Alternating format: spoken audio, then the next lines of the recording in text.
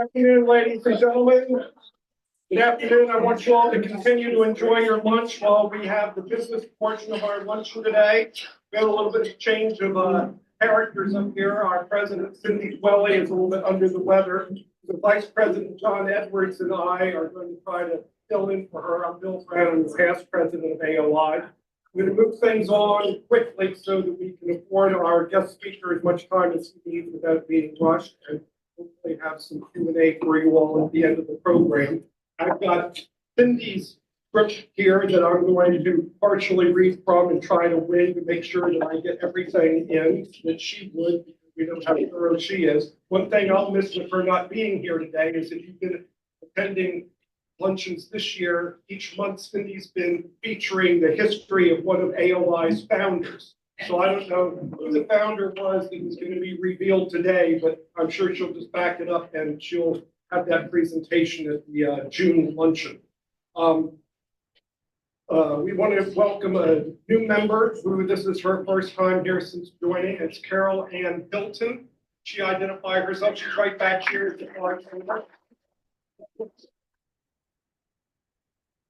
I'd also like to welcome Jim McKay and his wife. He's blowing me off, but he's a new member and he joined as a result of coming last month to Knight Kiplinger's presentation. Yeah. But you're a member though, aren't you? I've been a member for like 15 years. Oh. Okay, see, that's why I always hate trying to do these things on the I fly. fired, I couldn't come. But he couldn't come to the luncheon because he was busy at the DC Attorney General's office. So maybe more like his first time as an unencumbered member at a luncheon that Knight Kiplinger's not at. How's that? So we've got those down. Tell you all my great grandfather's luncheon. 1914. We're going to see Carol here.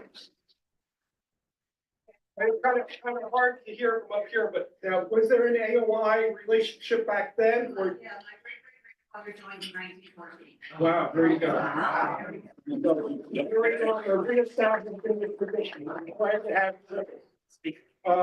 Cindy asked that I give a brief update on the status of the Washington Aqueduct Castle kerfuffle with the Army Corps of Engineers. Those of you that have been following this, and I'm not going to waste your time with a lot of stuff because it's on the website, I post updates. I'll just say that there is progress. There was an issue with the Army Corps and their contractors in an unauthorized demolition of this historically designated property on MacArthur Boulevard, which is a kind of iconic gatehouse structure that's the Army Corps of Engineers logo, if you will. And as a result of numerous meetings between the Park Service, the Historic Preservation Board, HPO in DC, me, the neighborhood folks and all, they've finally been made to toe the line, I guess. And some of the things that AOI had asked for was the restoration of a historic medallion that named it as a historic building, which of course was lost during the construction. So they're going to restore that. They're going to put out an interpretive wayside about the history of Montgomery Meigs's entire Washington aqueduct system and put some things on the website that documents the history of the system. The interesting thing about this is someone who walks past this place twice a day on my daily walks is 2 more years of this restoration, and the restoration will have taken longer than it took Montgomery Meigs to build the Washington aqueduct system. So that's my update for the record. There is in the works a museum tour for the Anacostia Museum, I believe, but Cindy just has more details and a date to come. But this will be something that we'll book that you can sign up for, and just everyone meets it wherever the venue is. But I don't have the details, so I'm just going to claim ignorance on that. We have a new life member with us today. You know, a couple months ago, we established kind of on the fly the status of light membership for anyone 90 years of age. And we thought we captured most of the people without being rude and actually asking them their age. So we relied on snitches and all to say we. So at that time, Vera Abbott revealed that she more than qualified, which was a surprise to me because I always thought Vera Abbott was like younger than me. But anyhow, she was 93. And we've also learned that Ellie Newman here turned 100 last November.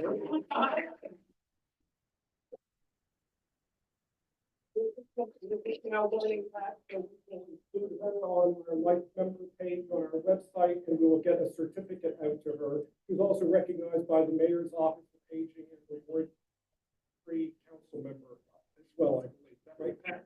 Is that right, Pat Pintondo? I think you said that. Okay. Yes, sad news on some of our members who we've recently lost. Our oldest inhabitant, Evelyn Ford, 103 years old. She passed away recently. And I meant to ask somebody here because I've not seen, for some of the big things about obituaries and everything, and that people can't afford them and that there's no news obituaries. Don't get them started. But Lois West, who was a frequent member and attendee of our luncheon, she passed away in April, and I've not been able to either confirm that, that's why I'm kind of reluctant to say anything, nor have I seen anything published about it. Anyhow, Lois West, and then also, sadly, David Ehrlich. David's memorial service is going to be at St. Augustine's Episcopal Church this coming Sunday, the 25th at 4 p.m. And we want to pass along our condolences to his wife, Barbara, who's here with us today. Barbara, very sad to lose David. I hope I didn't, over talk the last time I was a guest at your table. Let's see. So now the announcements, I'll try to get this in order. Oh, Bill? Yes, hello, yes. Yes. Oh, I'm sorry, that's right. So I did the membership thing, I cut Carolyn off. So any additional new members or guests, and we're about to meet somebody. Yeah. Just turning that microphone on. Be patient, we want the microphone on so we can hear all the details. Oh, it's not working. They'll talk directly into it like I'm talking into this one. I'm Marie Marcoux from Adams, Oregon, and I've been a resident for 41 years. Wow. Thank you, Marie. Well, we hope to find today's presentation interesting and the fellowship and camaraderie here, and that you will consider joining. Now, Earl, is Marie your guest, Earl? Yes. Oh, good. Well, thank you. Janice McKinney, and I was born. I didn't catch the last part, Ms. I was McKinney. born. Great.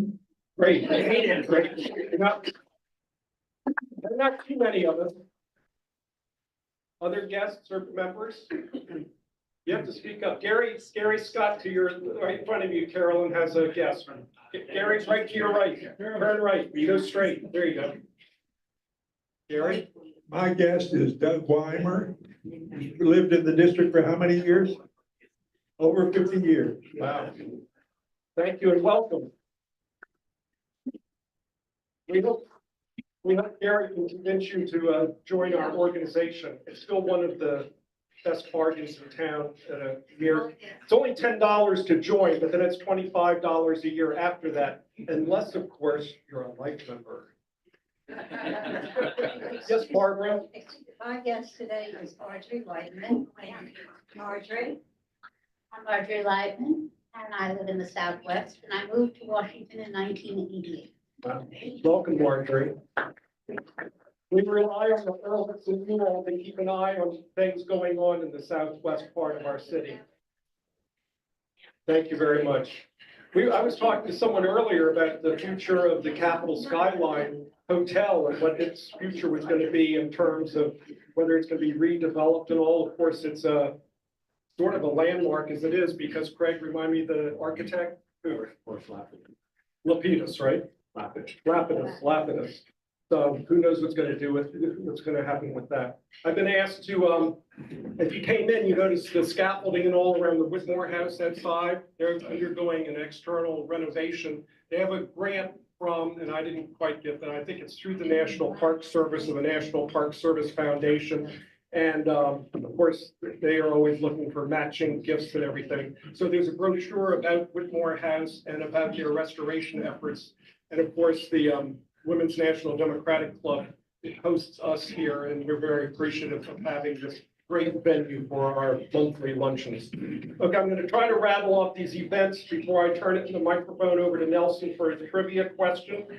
So some of the things Cindy wanted us to bring up and be reminded of course, is the World Pride event, which is expected to travel to DC. The 3 million people are expected. I'm afraid some of them are going to be turned off by recent developments, but the parade and the concert is June 7th and 8th, but much from now till then, many activities. Partner events include exhibits, places like the Capitol Jewish Museum, theaters, dragon boat festivals. I don't know where that's being held this year, usually on the Potomac, but I don't know. It used to be at Georgetown. Oh, at Thompson's Boathouse, sorry, I'm trying to read this and learn at the same time. Several history tours, some on the Mall, DuPont Circle, Congressional Cemetery, Rainbow History Project. They also have an exhibit in Freedom Plaza starting Monday, the 19th, which, well, now I don't know whether it's May 19th or, yes, it would be May 19th, okay. At worldpridedc.org for further information. Thursday, May 22nd, 6 to 8:30 p.m. is a walking tour. I've signed up for it. Sex work in Civil War, Washington and beyond. I only signed up because I want to learn about this. Humanities DC, and the Clara Barton Museum, which if you have not gone to Clara Barton's house down on East Street, Clara Barton's office of missing soldiers, and seen their exhibit, it's spectacular. And of course, there's a big connection to an AOI member that discovered that. That's another, we could spend an entire meeting talking about that. But then Clara Barton's house out in Glen Echo is also open on occasion. So I encourage anybody, Civil War, nursing, Clara Barton, any of that stuff, you can look at their website and go to some of their events. Well, anyhow, this one's a little risque in that it's a sex work in Civil War, Washington. It includes a free tour that starts at the Willard Hotel and a panel discussion at Clara Barton's missing soldiers office. And information is on their website, Clara Barton, whatever, just Google stuff, or Humanities DC website. The next luncheon will be June 18th when Monty Hoffman of Hoffman and Associates will be talking about the redevelopment of the Southwest waterfront. Barbara. I won't be here because I'm going to be in Scotland, but I would like to hear what he has to say about all the steps they went through to redevelop the Southwest waterfront, because it is really quite spectacular. Although I missed the Pier 7, but I'm just nostalgic. So that's our next luncheon, June 18th. So that's sort of all the ramblings I've got. Nelson, are you ready for your trivia question? Oh, yeah. Nelson sadly only has one trivia question. And while he's up here, and I'll spare him how to do it, please, if you've won before in Nelson's award-winning trivia challenge here, please don't volunteer an answer because there are other people that need Nelson's efforts at decluttering. Is that right? Is that right? Aren't all your prizes a result of decluttering? No. Oh. No, it's all new stuff. So anyhow, All new stuff now. so when Nelson poses the question, if you think you know the answer, please raise your hand. Don't shout out the answer. I decluttered everything, Oh, so you this did? is all new clutter. Oh, do clutter. Come on up, Nelson. Or so he says. Is that right, Lisa? Is that right? Is this No, good stuff? I will tell you that every single thing that goes into those bags Mhm. is carefully considered for the appropriateness of the occasion Yes. that is and for the interest, he presumes, of the people in this. Yes, absolutely. Carefully structured. Yes. I wanted to just mention quickly that I didn't know much about Walt Whitman. And I've had this book on my shelf forever. This is a biography of by Henry Canby done in 1943, the year I was born. And I read it this week, and I'm glad I did. because I always wondered whether the two had ever met, whether Mark Twain and Walt Whitman had ever met. And this is what I found on page 291 of this book, reading this week. And that by 1888, Whitman was earning as much as $700 from each of his Lincoln lectures, with such notables at the time as Mark Twain and Andrew Carnegie attending. Can you imagine that? Andrew Carnegie and Walt Whitman and Mark Twain in one room? It happened, apparently. Okay, my question, trivia question, I like to call it nugget of knowledge. Maybe I'm going to rephrase it. Many of you probably don't know that at one time, the Jolly Roger used to fly in front of the district building up on the pole regularly. Why? The Washington Post reported in 1938, it's a picture of Jolly Roger and his Jolly J, capital J and R, capital R Roger, which is the black flag with a white skull and crossbones used by pirates as their ensign. There it is. I have copies back there if you'd like to take and read. It's very interesting why they were flying this flag. Commissioner Melvin C. Hazing, this is under the picture, appeared in the Post, is shown yesterday raising the district's new safety symbol on a flagpole in front of the district building. Sponsored by the Washington Post, 2 banners will be used to announce the city's progress in traffic safety. A white one for a Deathless Day and a black skull and crossbones when fatalities are reported. As Hazen raises the white flag, Traffic Director William A. Doozer and Major Ernest W. Brown, Police Commissioner, hold the gruesome black banner. So there it is. Now, the question is related to this. How many traffic deaths were there, pedestrian and in cars and related to traffic, were there in 1938? You know, it's a nice round number and will be accepted. Now, the rule is you must raise your hand and not be a previous member to win. Previous winner. Previous winner, not member. I guess 100. You got it. 102. Now, I want to report at the end of this year what, how many died and died. I walk around the city a lot and I see people with their phones and walking right out in front of you in traffic every day. I mean, I wonder. It's not helping the mayor's Vision Zero goal. And I also have back there some pictures of a cartoon, political cartoon, picturing Walt Whitman that appeared widely at the time. Copies of that back there. Maybe there'll be some examples of that in our talk today. I don't know, but apparently the political cartoonists at the time used to have fun with Walt Whitman and his suspenders and his attire. Okay, thank you. Thank you.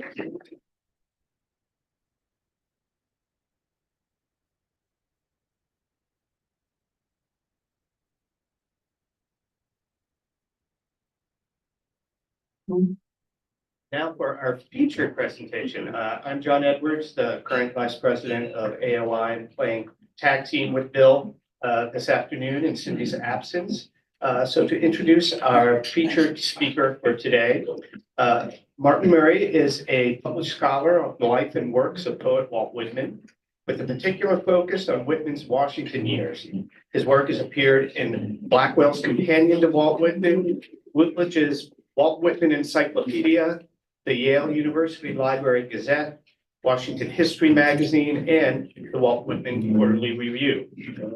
Murray and other local friends of the poet spearheaded a successful effort to designate a portion of F Street Northwest in front of the National Portrait Gallery as Walt Whitman Way, in honor of the poet's care for the sick and wounded of the Civil War at that location. In 2013, Murray served with Christopher Stinn, Tyler Hoffman, and Joseph Puccioni, and if I butchered that pronunciation, I'm sorry, as coordinator of Melville and Whitman in Washington, the Civil War years and after, a scholarly conference held at the George Washington University. Martin is a licensed DC tour guide with Washington Walks, where, unsurprisingly, he leads walks like Walt Whitman Walk. Martin is also a longtime member of the Arts Club of Washington, served on the club's board of governors and trustee of the endowment. He's a retired economist who lives in Woodley Park in Washington with his partner of 40+ years. And with that, I will turn this over to Martin and we will get started.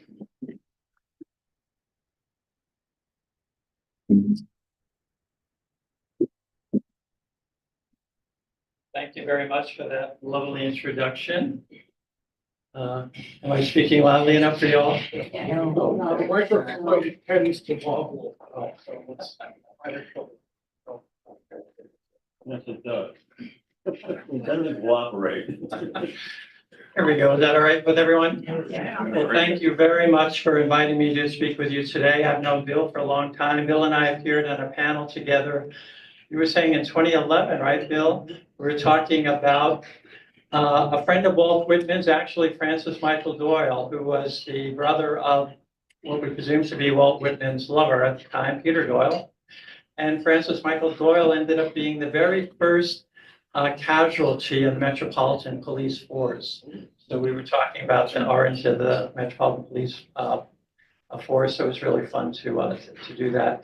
And it's really wonderful to look out, see so many friends from the Arts Club, Bill and Pam, and Pat Patanda, I know forever, and Craig Howell, and Chip and Gary Scott, and a few other people as well. So thank you very much for inviting me to be here. Walter, I'm just going to see if do I press my clicker to the left or to the back here? It's back here. Back there, okay. Just make sure it's working. Yeah, there we go. Okay, great. All righty, well, this is the city and I am one of the citizens, so declared Walt Whitman in his signature poem, Song of Myself. Whatever interests the rest interests me. Politics, wars, markets, newspapers, schools, real estate, and personal estate. This desire to immerse himself in his community defined Whitman's life here in Washington, D.C. from 1863 to 1873. During our talk, I'd like to explore the ways in which he did this as a hospital visitor, a loving comrade, a federal employee, and a journalist. But before doing so, let me begin by providing a brief biographical introduction to the poet. As Nelson said, a lot of people don't actually know who Walt Whitman is, so let me give you a little bit of background on him. Born on May 31st, 1819, Walt Whitman was raised with 8 siblings in Brooklyn, New York. Can you tell I'm also from Brooklyn, New York? His father worked as a carpenter.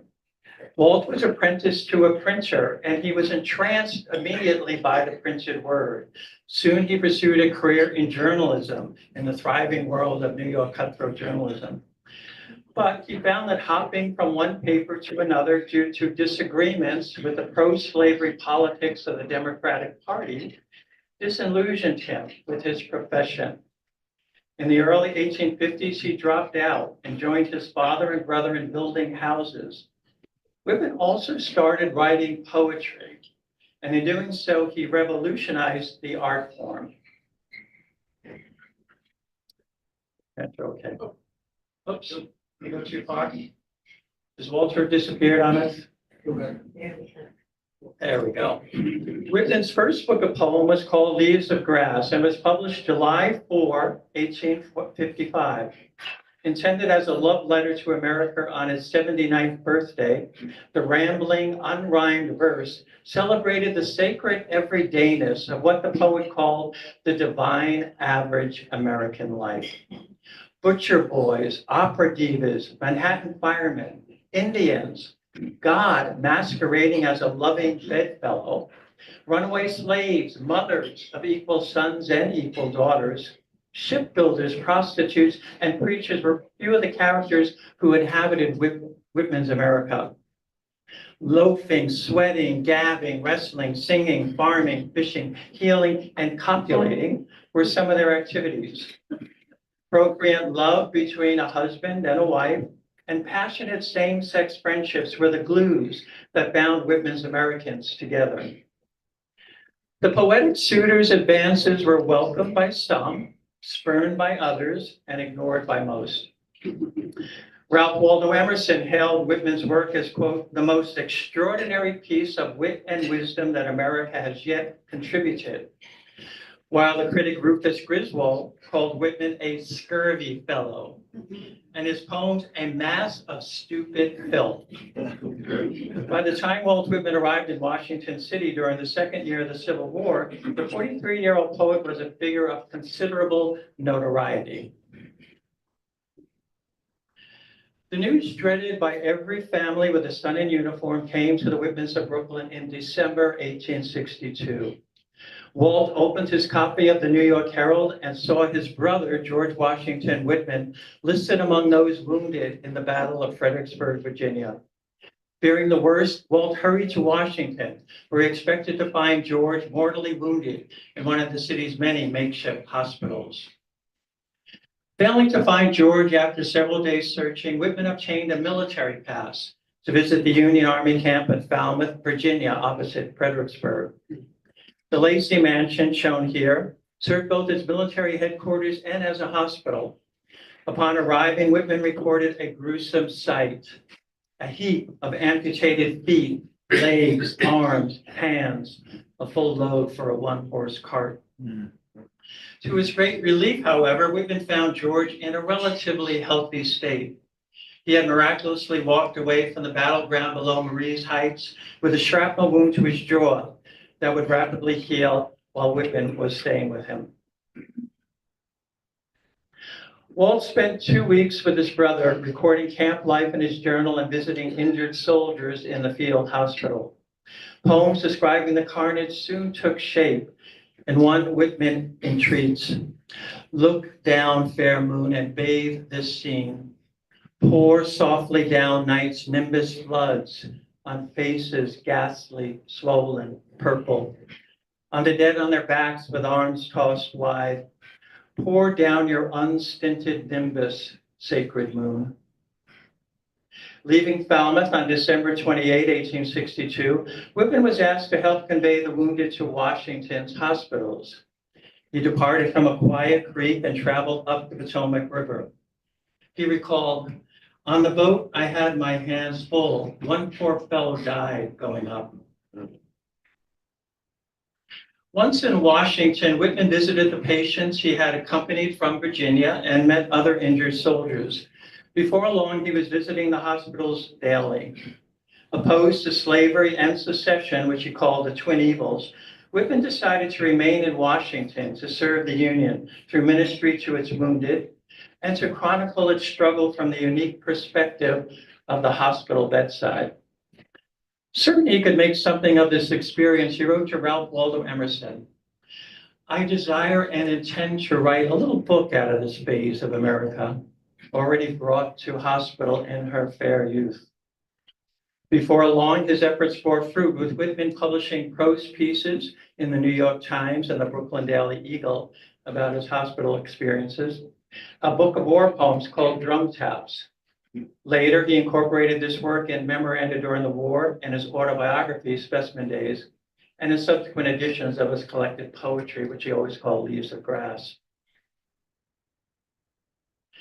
Having decided to stay in Washington, Whitman's first task was to find a job.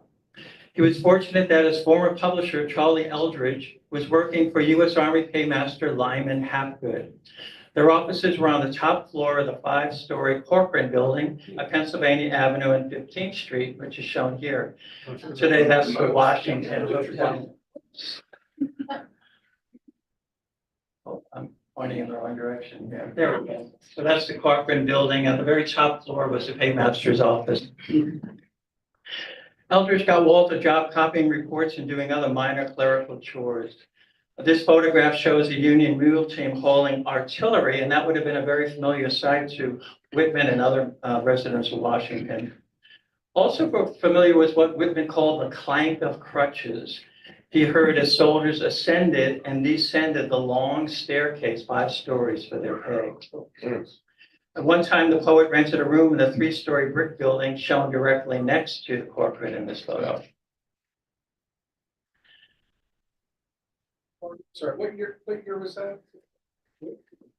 When he came to Washington, it was basically beginning of 1863. Yeah. As a hospital visitor, Whitman found he was of greatest service when he performed the smallest of tasks, writing a letter home, feeding a sweet tooth, passing the time by playing a game of 20 questions. Whitman's attention to the wounded was extraordinary. He estimated that over the course of the war, he had made, quote, over 600 visits or tours and went among some 80 to 100,000 of the wounded and sick, a sustainer of spirit and body in some degree in time of need. Whitman was officially sponsored by the U.S. Christian Commission, but to support his work, he depended primarily upon his own resources and gifts from family and friends, as well as anonymous donors who read about his work in the newspaper accounts.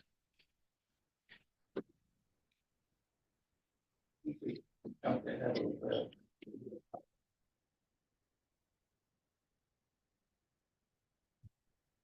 Interesting thing is we actually have a post between me and the computer. Maybe that's the big thing. Okay, here we go. Wow. Okay, Finley Hospital. There was certainly no dearth of wounded for Whitman to attend. During the 4 years of the war, the Union suffered 6 million cases of sickness and 400,000 more wounds and injuries. Union deaths totaled roughly 300,000, 1/3 from Confederate attacks and 2/3 from disease. Located so close to the nearby campsites and battlegrounds in Virginia and Maryland, Washington's hospitals were continually full. At least 56 separate facilities in Washington were used as hospitals at some time over the course of the war, encompassing all manner of public and private accommodations. Georgetown's Union Hotel, where Louisa May Alcott served as a nurse, the City Infirmary on East Street, Columbian and Georgetown colleges, City Hall, numerous churches, including Epiphany Episcopal and Catholic Trinity, as well as in federal facilities from the Capitol to the Patent Office. Then there were the barracks hospitals, such as Finley on Kendall Green. Formerly, they were used as barracks, in this case for a Rhode Island regiment. And these began to replace the ad hoc facilities from 1862 onward. Whitman was first exposed to Washington's wounded at Campbell Hospital, located on what was then called Boundary Street, which is today called Florida Avenue, between 5th and 6th. Soon after arriving in the city, the poet visited 2 wounded members of George Whitman's 51st New York Volunteers.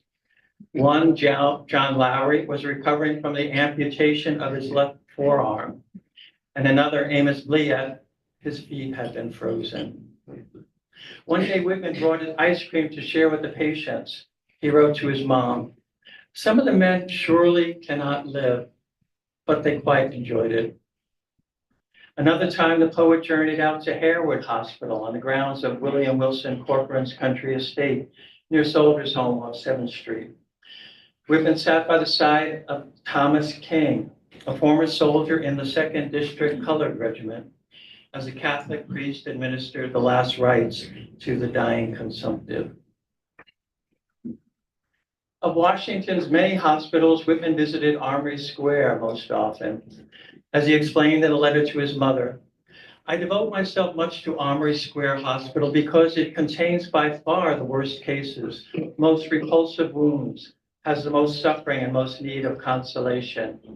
I go every day without fail and often at night, sometimes stay very late. No one interferes with me, guards, doctors, nurses, nor anyone. I am led to take my own course. One of 6 model hospitals constructed in 1862, Armory Square took its name from the old armory on the mall, around which the hospital was built. Its location, the current site of the National Air and Space Museum, placed it nearest the steamboat landing at the foot of 7th Street Southwest, and near the tracks of the Washington and Alexandria Railroad, which ran along Maryland Avenue. As a result, Armory Square received the most serious casualties from the Virginia battlefields, those too ill to travel any further. Some patients stayed for long stretches in the hospital, and Whitman got to know them quite well. A particular favorite was Reuben Farwell, shown here, a Michigan cavalryman who rode with Custer's brigade and was wounded in the Battle of Brandy Station, Virginia. After the war, Farwell wrote to Whitman and fondly recalled his hospital visitor. Walt, my dear old friend, how I would like to grasp your hand and give you a kiss as I did in the days of yore. What a satisfaction it would be to me. Whitman returned the sympathy. Oh, how I would like to see you every day, dear Mitch, my own dear boy and comrade of the war, the hospital. In doing research on this friendship, I examined Farwell's pension record at the National Archives, and I was stunned to find a letter within written by Walt Whitman. Following Farwell's death in 1884, Whitman wrote a personal appeal to the pension office on behalf of Reuben's widow, Anne, and daughter, Nettie, verifying their claim that Reuben was wounded during the war, and this wound contributed to his subsequent ill health and death.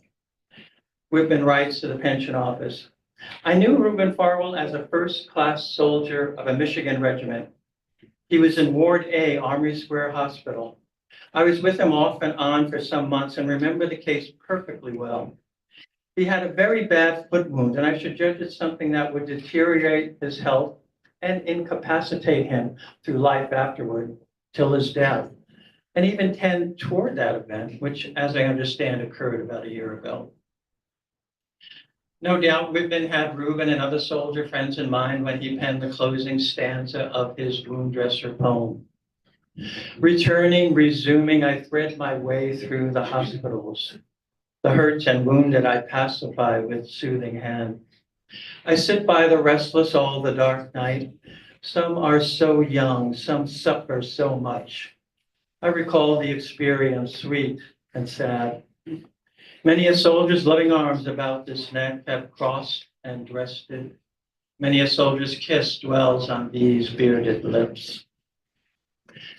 If you rode the Metro today, you may recognize the stanza. It sits in the wall of the DuPont Circle Metro entrance, and it's part of an HIV/AIDS caregivers art installation that's located there.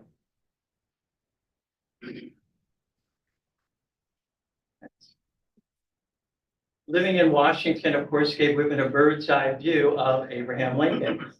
During the summer, the president would ride out from the White House to the soldiers' home to avoid the heat. Whitman happened to live on Lincoln's route and frequently saw him coming and going. On August 12, 1863, Whitman observed, I saw President Lincoln this morning, about 8:30, coming into business, riding on Vermont Avenue near Earl Street.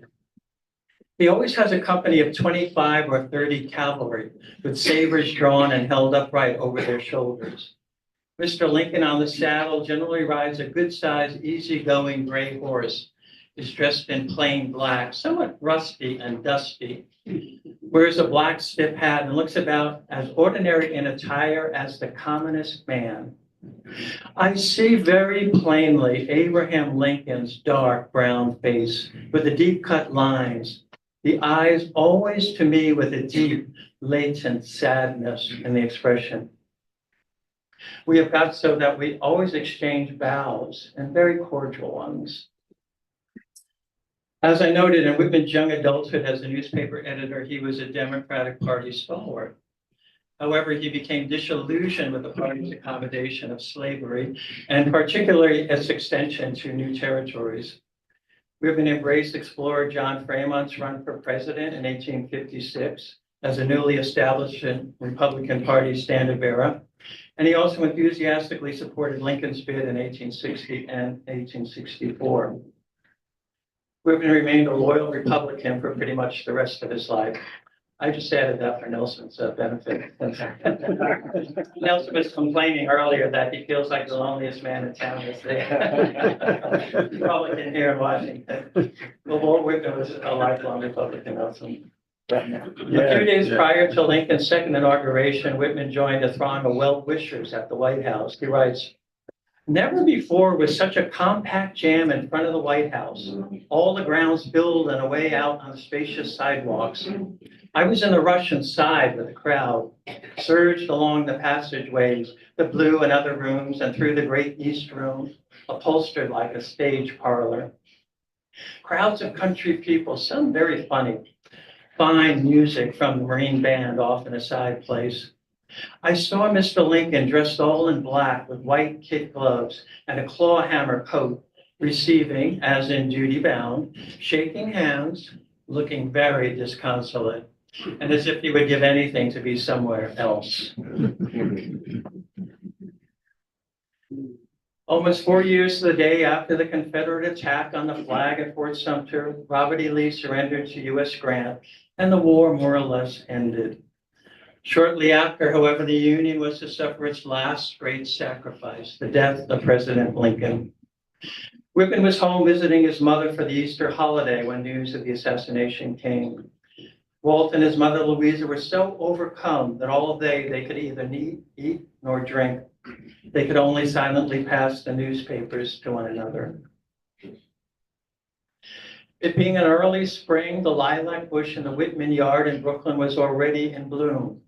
The poet recalled, "By one of those caprices that enter and give tinge to events without being at all a part of them, I find myself always reminded of the great tragedy of that day by the sight and odor of these blossoms. It never fails." En route back to Washington from New York, Whitman passed a funeral train carrying Lincoln's corpse as it made its slow journey home to Springfield, Illinois, stopping along the way with citizens to say their goodbyes. The poet memorialized this moment in the elegy, "When lilacs last in the dooryard bloom." Coffin that passes through lanes and streets, through day and night, with a great cloud darkening the land, with the pomp of the in-loop flags, with the cities draped in black, with the show of the states themselves as of crape-veiled women standing, with the countless torches lit, with the silent sea of faces and the unbared heads, with the waiting depot, the arriving coffin, and the somber faces. Here, coffin that slowly passes, I give you my sprig of lilac. Brother George, whose injury first brought Walt Whitman to Washington, lived through many more battles following Fredericksburg, and even survived imprisonment in what Whitman called the prison pens of the South. When George Whitman's 51st New York Volunteers passed down Pennsylvania Avenue in the grand review of Union troops in May 1865, Walt Whitman proudly saluted them. With his fellow citizens, Whitman could finally say, "And so goodbye to the war." You all see Walt Whitman in the front of this picture?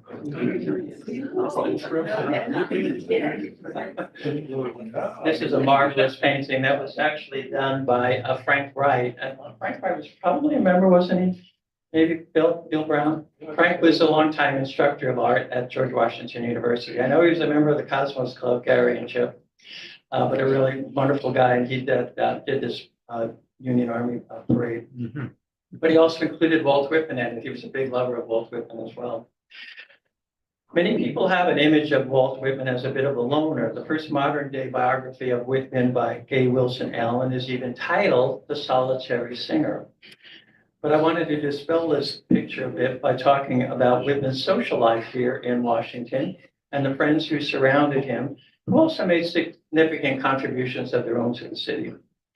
After all, in his Calamus poems, Whitman rhetorically asked, "For who but I should understand lovers and all their sorrow and joy? And who but I should be the poet of comrades?"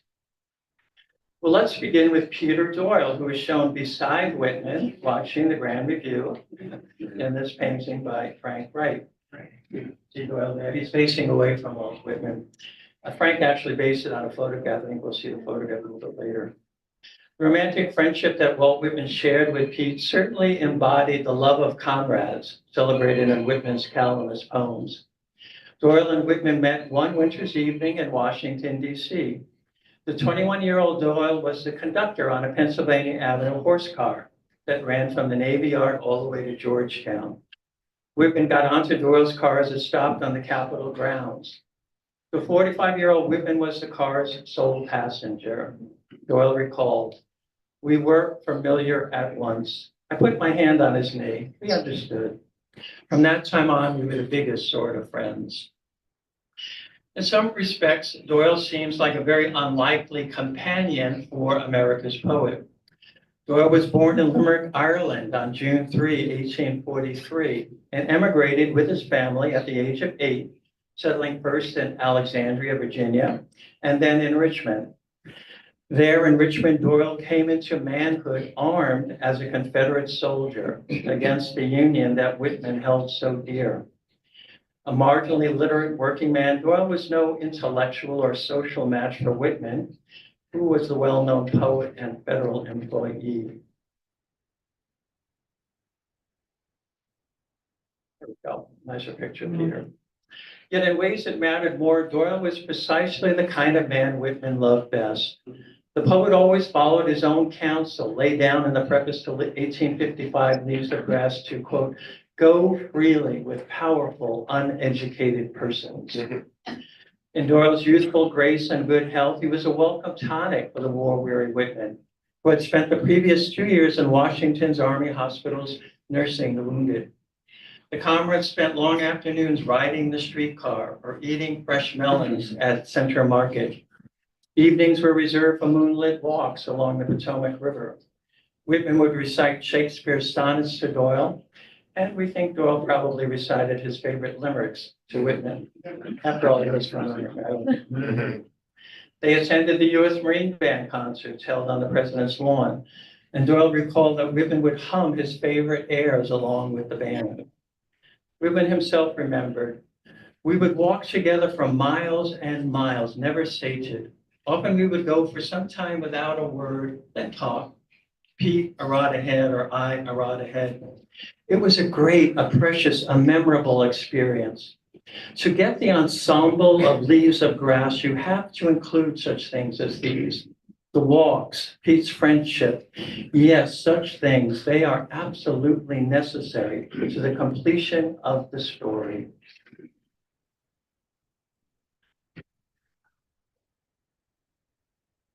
This is the what Frank Wright based his portrait of Peter Doyle on and Whitman. Whitman relished being part of the young man's large family circle here in Washington. It included Doyle's widowed mother, Catherine, his sister Margaret, his brothers James, Francis, and Edward, and his Aunt Anne and Uncle Michael Nash, who serendipitously was a member of the Association of Oldest Inhabitants. Whitman provided solace to the family in late December 1871 when, as Bill knows, Francis, a member of the Metropolitan Police Force, became the very such first officer killed in the line of duty. He was serving an arrest warrant for a married couple trafficking in stolen goods. Pete is usually associated with Whitman's Calamus poems, although he did not serve as the muse for these tender verses of same-sex love, which were first published in 1860. Undoubtedly, Whitman's affection for the former Confederate artilleryman reinforced the themes of reconciliation between the North and the South, which is found in many poets.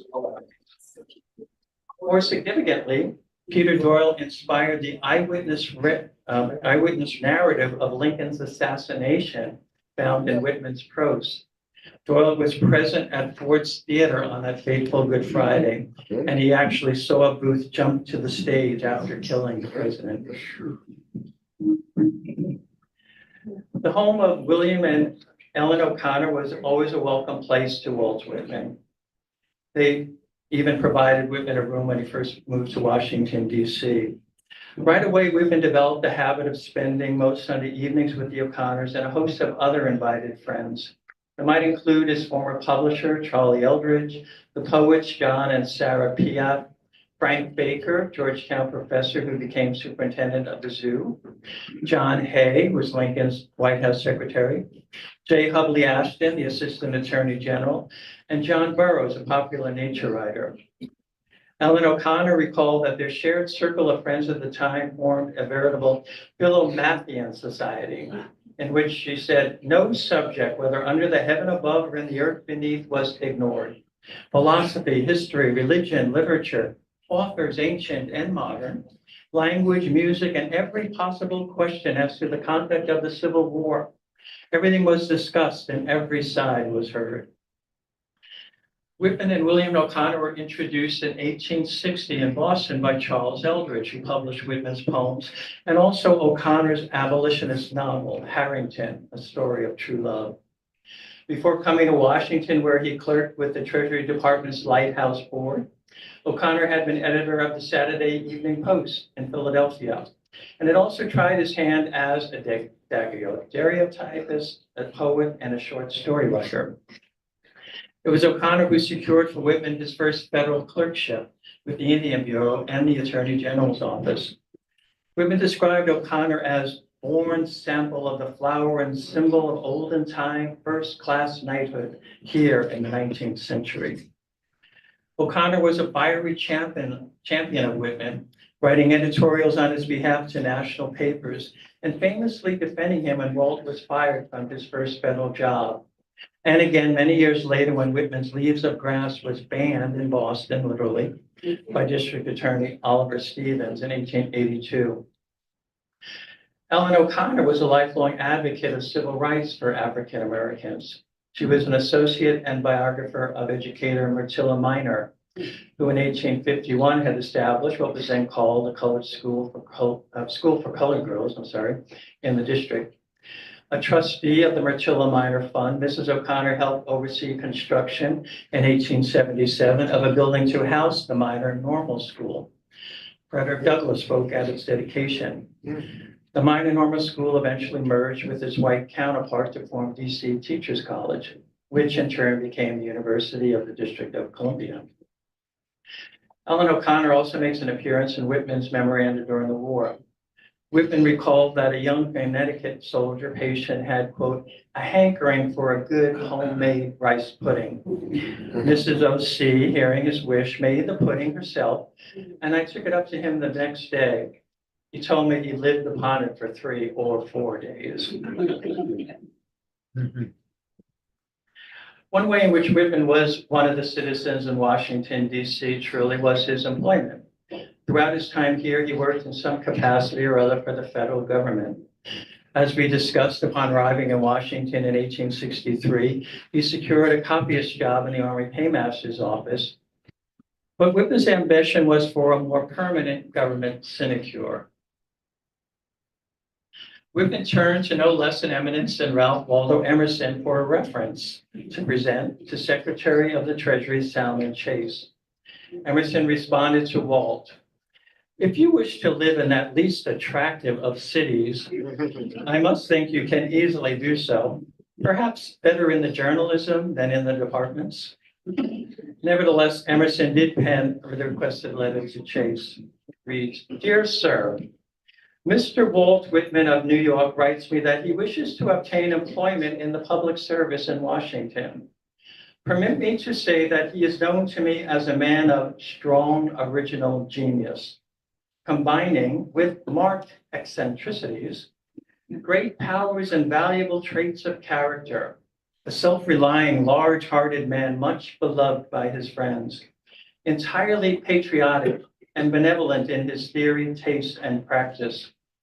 If his writings are in certain points open to criticism, they yet show extraordinary power and are more deeply American, democratic, and in the interest of political liberty than those of any other poet. He is indeed a child of the people and their champion. A man of his talents and dispositions will quickly make himself useful. And if the government has work that he can do, I think it may easily find that it has called to its side more valuable aid than it bargained for. With great respect, your obedient servant, Ralph Waldo Emerson. Not too shabby, but a reference to marked eccentricities. I'm not sure getting more than you bargained for would really endear him to a federal manager.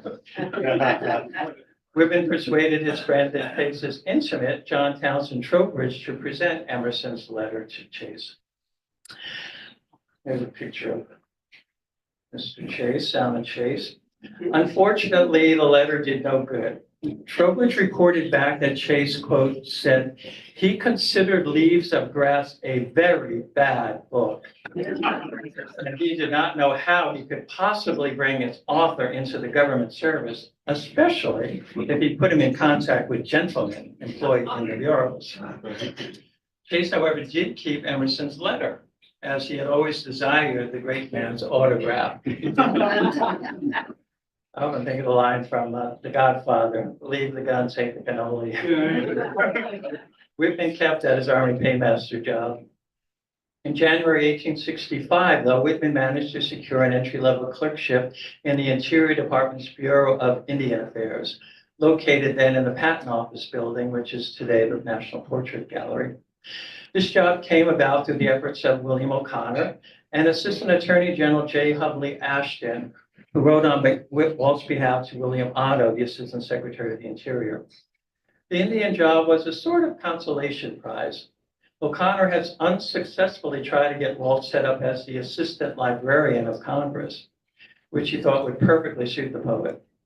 However, it was better than another job that O'Connor was actually offered for Whitman, a clerk in the post office. Mhm. There we go. The position in the Indian Bureau largely consisted of making copies of reports for the office to send up to the Congressional Committee on Indian Affairs. One part of the job that Whitman relished was meeting the Indian tribes as they passed through Washington. Whitman described the experience in an Indian Bureau reminiscence. Along this time, there came to see their great father an unusual number of Aboriginal visitors, delegations for treaties, settlements of lands, etc. Some young or middle-aged, but mainly old men from the west, north, and occasionally from the south. The most wonderful proofs of what nature can produce, as if to show how the earth and woods, the attrition of storms and elements, and the exigencies of life at first hand can train and fashion men, indeed chiefs, in heroic massiveness, imperturbability, muscle, and at last and highest beauty, consisting of strength. Soon Whitman began referring to himself as the poet chief. He got along very well with the head of the Bureau, Commissioner William Dole, and received a promotion to second-class clerkship. However, he soon ran afoul of Dole's boss, Interior Secretary James Harlan. James Harlan shown here. You can definitely boo him. Who was appointed in early May 1865. Harlan was a U.S. Senator from Iowa, a former college professor and a devout Methodist.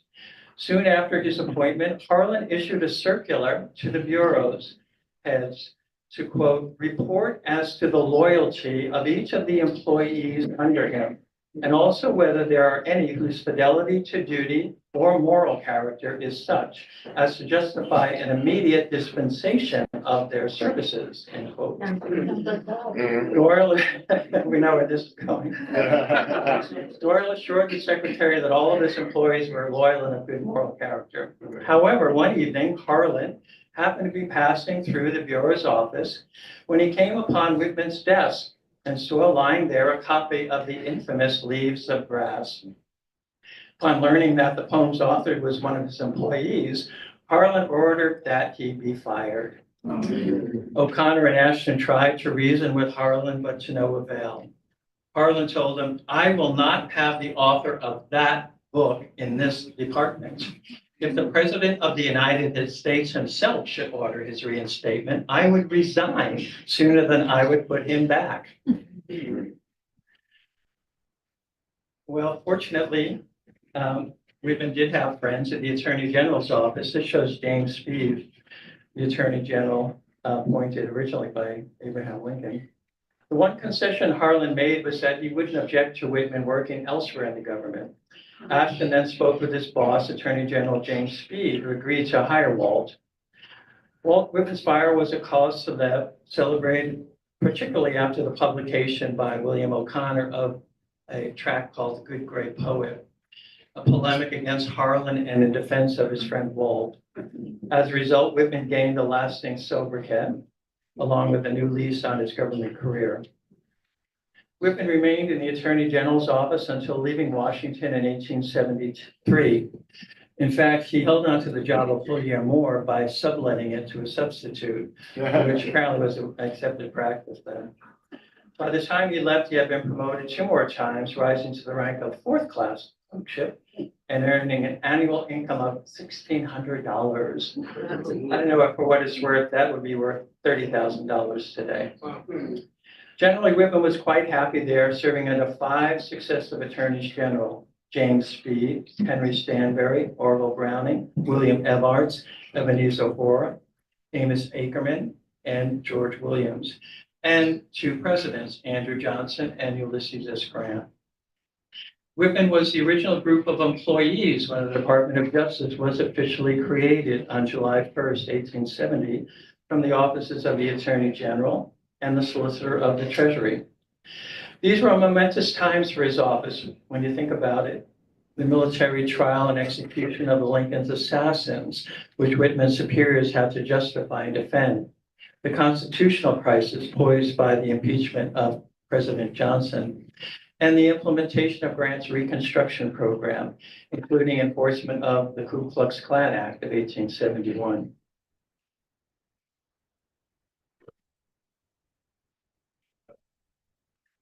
Before it had a home of its own, the Attorney General's office was located in the south front of the Treasury building. In this picture, we can see the Corcoran building in the background and Whitman's last rooming house next to it. Whitman tended to be discreet about his work duties, so it's difficult to gauge his own involvement in these events. He tended to make light of his job, telling his friend Abby Price at one point, "I find my work mild and agreeable, and the place remarkably well suited to a lazy, elderly literary gentleman." He was a bit more forthcoming in a letter to a former soldier, Alfred Pratt, writing in the summer of 1865. "I am working now in the Attorney General's office. This is the place where the big Southerners now come up to get pardoned. All the rich men and big officers of the Red Army have to get special pardons before they can buy or sell or do anything that will stand law. Sometimes there is a steady stream of them coming in here, old and young, men and women. Some of the men are odd-looking characters. I talk with them often and find it very interesting to listen to their descriptions of things that have happened down south and to how things are there now." The same letter to Pratt also revealed that sometimes Whitman was tasked with answering presidential correspondence. He writes, "Some of the letters President Johnson gets are sent over to this office to be answered, and occasionally that job falls to me. One of them was a letter a few days ago from a widow woman in Westfield, New York. Her husband was in Texas when the war broke out, joined our army, and was killed by the rebels. They also confiscated his property in Texas, leaving his family helpless. This lady wrote to the president for aid, and I wrote the president's answer, telling her that she should have her husband's pension, which would be pretty good as he was a captain, and that the Rebs in Texas could not hold any such property, but that she could bring a suit and get it back. Then I put in a few words to cheer her up."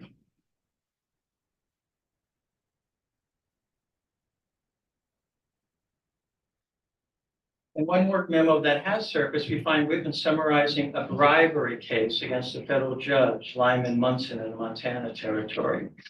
In his official clerical capacity, Whitman was very dispassionate. But this and other cases he was privy to influenced the tidal wave of disgust and revulsion coursing through his democratic vistas. Whitman wrote, "The official services of America, national, state, and municipal, in all their branches and departments, are saturated in corruption, bribery, falsehood, and maladministration, and the judiciary is tainted." In an 1873 poem written in response to the Credit Mobilier scandal, Whitman lamented, "Nay, tell me not today the published shame. Read not today for once the journal's crowded page.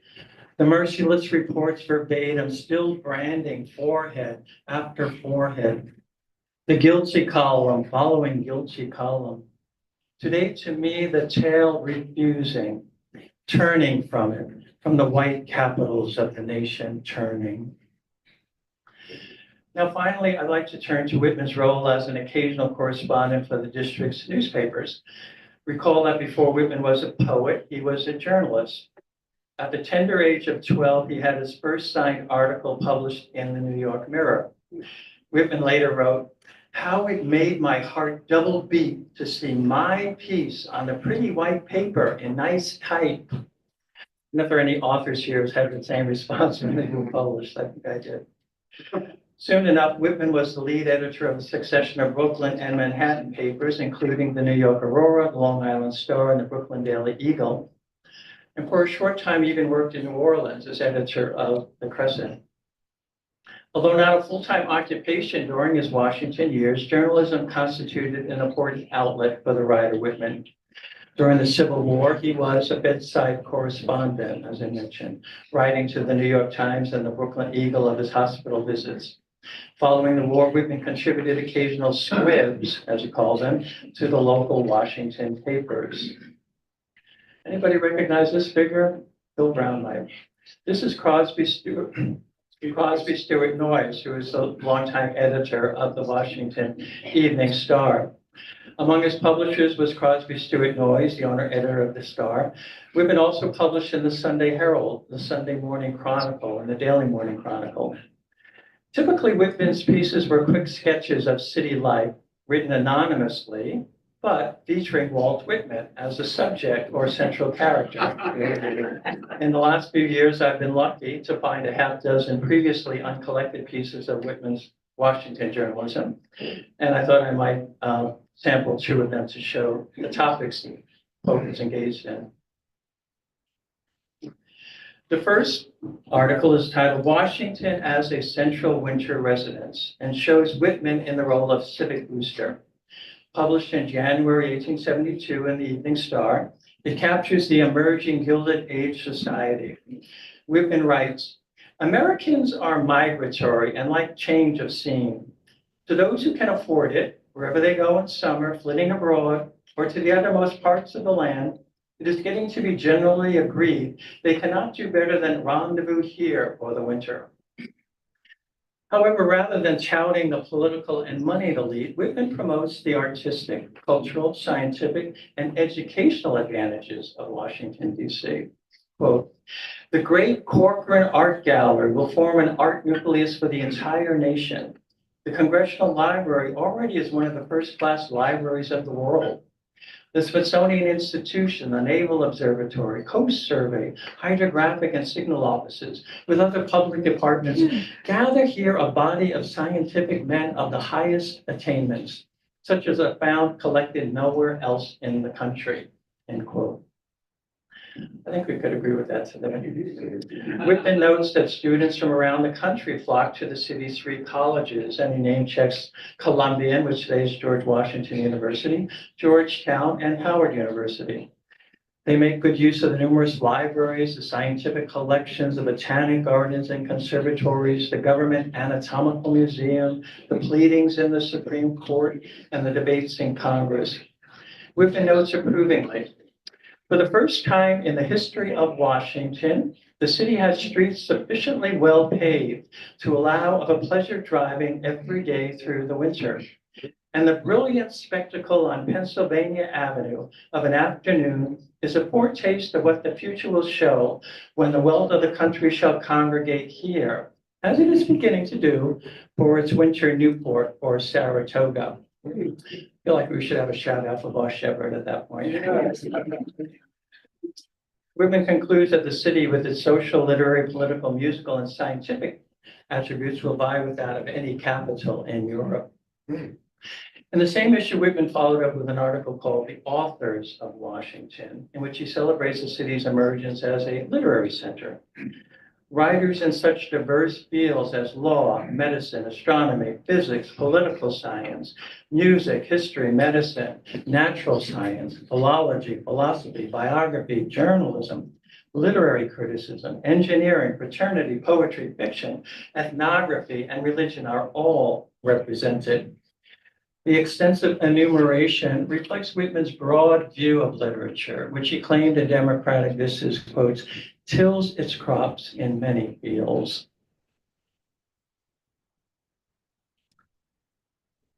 Yeah, there we go. The article contained a detailed description of Edith Southworth. Anybody remember Edith Southworth? She was the most popular writer of that time period, and she wrote a wonderful book called The Hidden Hand. She lived in Georgetown. Also, journalist George Alfred Townsend, the fellow in the middle, he was the first to trace the escape route of John Wilkes Booth. Is that correct, Craig? Craig Howe's a great John Wilkes Booth escape route aficionado. But I think George Alfred Townsend was the first to do it for a popular magazine. And also Ben Perley Poor. I don't know if anyone has ever heard of his personal reminiscences, but it's still used by historians today to get a sense of the color of the district at the time.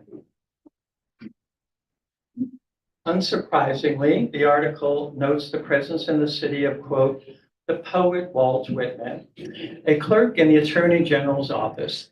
His age is but 52, despite his venerable beard. For the president, it seems to be his fate to be neglected by publishers, insultingly slurred by critics and sundry official magnates in his own country, but welcomed with admiration and applause, both as person and poet, by the best authorities abroad, translated in Germany and Denmark, republished in England, and pronounced by the Westminster Review the first and only representative in art of American democracy. Well, Whitman had reason to crow that a British selection of Whitman's poems, published by William Michael Rossetti in 1868, introduced Walt's work to an appreciative audience that included Oscar Wilde, Bram Stoker, and Edward Dowden, who was a Trinity College Dublin professor who penned the laudatory Westminster Review cited by Whitman. Poet Ferdinand Freiligrath translated selected Whitman poems into German, while the Danish editor Rudolf Schmidt translated Democratic Vistas. Nevertheless, it is painfully obvious to Whitman that he could never fully remove the taint associated with his poetry in his own country, and his popularity would never equal his notoriety. Today, we might think it a bit curious or even underhanded for a writer to include himself as a subject within his own unsigned journalistic sketches. One reason Whitman did so was mercenary, of course. Whitman was acting as his own press agent. William Roscoe Thayer, the poet's friend, astutely observed, we must remember that Whitman was a contemporary of P.T. Barnum, and he agreed with the master showman's views of publicity. So Whitman chose a style both in prose and verse, which at once arrested attention. He did not blush to write for the newspapers puffs of himself and his works. He craved notoriety, even of the flimsiest sort. The public, Whitman said to me, is a thick-skinned beast, and you have to keep whacking away at its hide to let it know you're there. But looking at it another way, a third-person reference to himself was also Whitman's unique way of signing his work. If you recall, the first edition of Leaves of Grass in 1855 didn't list the author on the title or cover page. We only learned his identity when midway through the signature poem called Song to Myself, the character calling himself Walt Whitman, a cosmos, appears. On January 23, 1873, Walt Whitman was in his office at the Treasury Building when he felt ill. A guard helped him across the street to his rooming house, but the next morning Whitman couldn't get out of bed. A stroke had felled him. His Washington friends rallied to his side, but soon Whitman realized he needed more extensive aid. In a curious symmetry, the poet who had come to Washington 10 years earlier to help his wounded brother George left Washington to be cared for by his brother George in Camden, New Jersey. Walt never fully recovered and remained in Camden until his death in 1892 at the age of 72. So let me end our talk of the way Whitman ended his Song of Myself with a quotation. The spotted hawk swoops by and accuses me. He complains of my gab and my loitering. I too am not a bit tamed. I too am untranslatable. I sound my barbaric yaw over the roofs of the world. You will hardly know who I am or what I mean, but I shall be good health to you nevertheless, and filter and fiber your blood. Failing to fetch me at first, keep encouraged. Missing me one place, search another. I stopped somewhere waiting for you.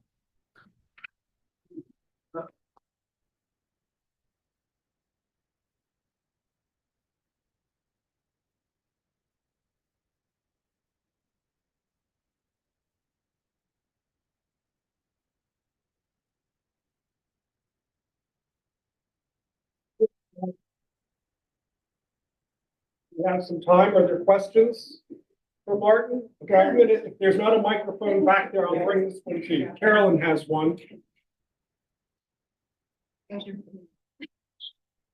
I have two questions. The Lacey House that Walt Whitman went to, is that Chatham Manor today?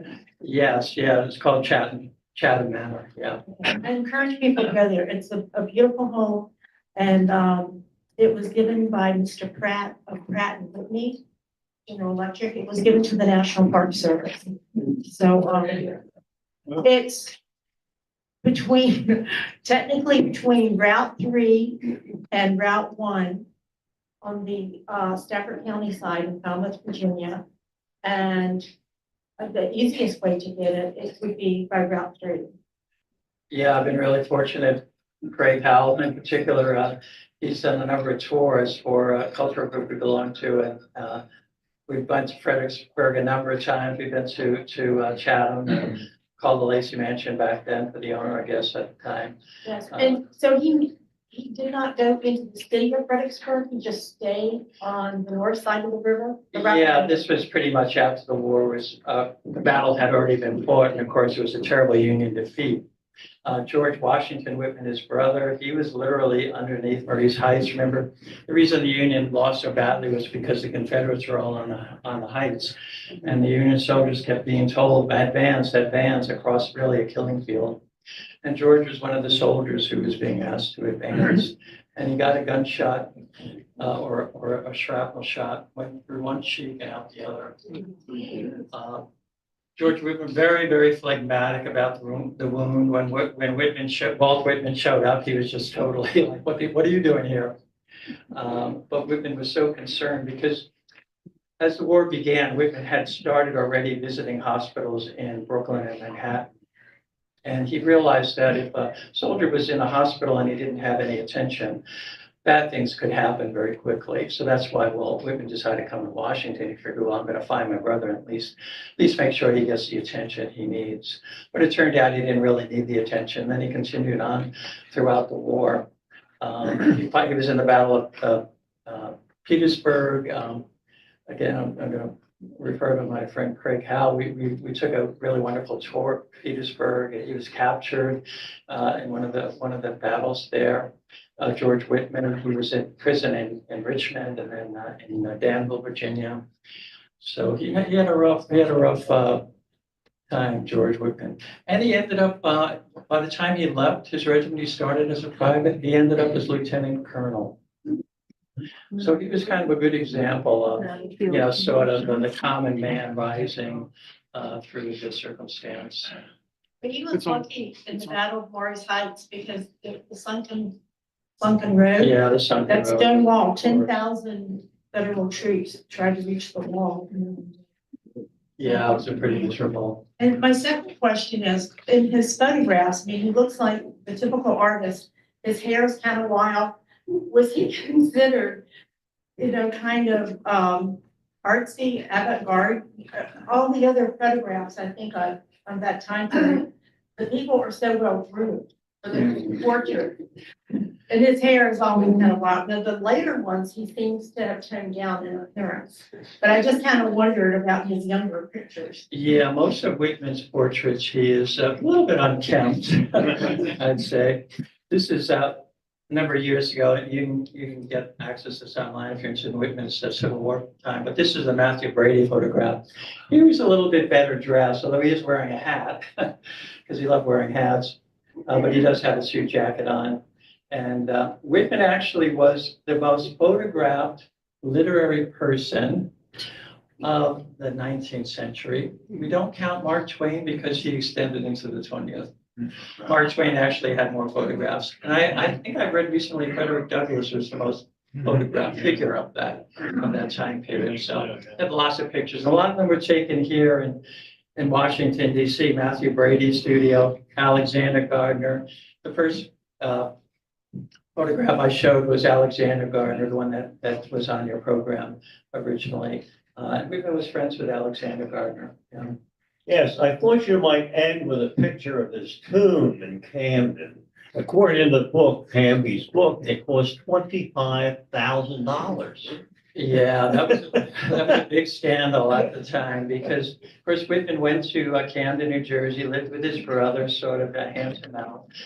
But he did do these lectures, as Nelson mentioned, and I think it was a lecture on the assassination of Abraham Lincoln that Carnegie and Mark Twain may have actually attended. But in any case, he sort of acquired money, and then he had wealthy friends at some point in time as well, including Carnegie. So they sort of gave him money. He'd squirrel it away. At one point, he decided he could no longer live with his brother George, so he bought a very, very modest house nearby. And then he started building his own tomb, and it would cost a fortune. He designed the tomb himself, decided to be buried in Camden, give him credit. I keep saying I wish he had stayed in Washington. He very likely would have been in Congressional Cemetery because that's where Peter Doyle is buried, and other friends of his. The Nashes are buried there too. Yeah.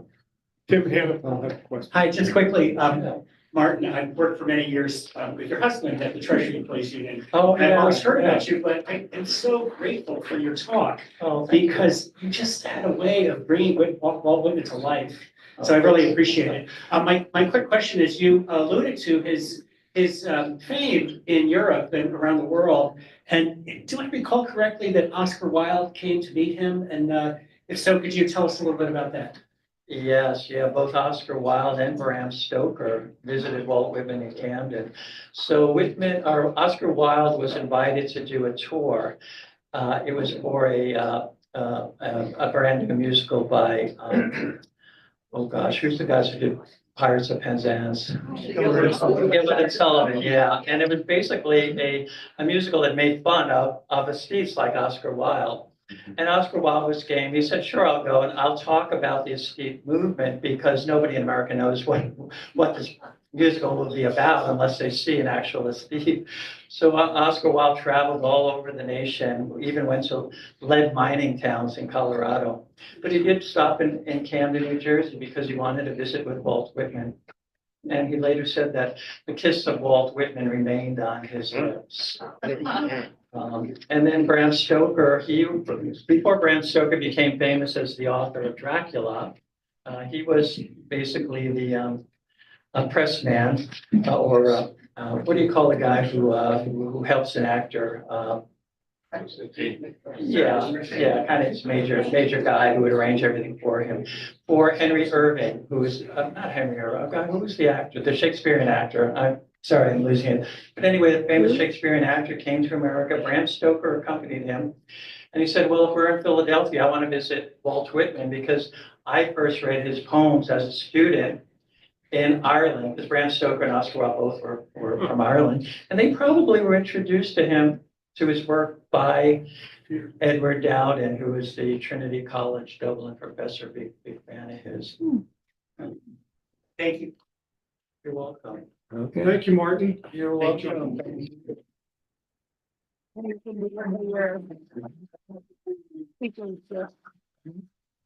We'd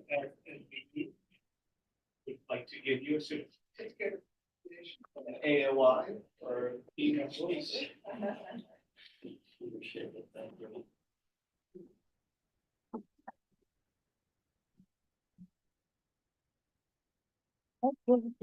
And with that, I will let you all go. Just to remind you, our next lunch is June 18th.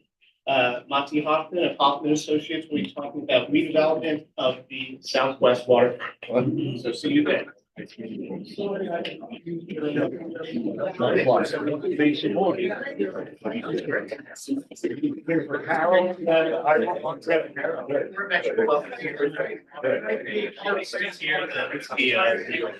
Connection.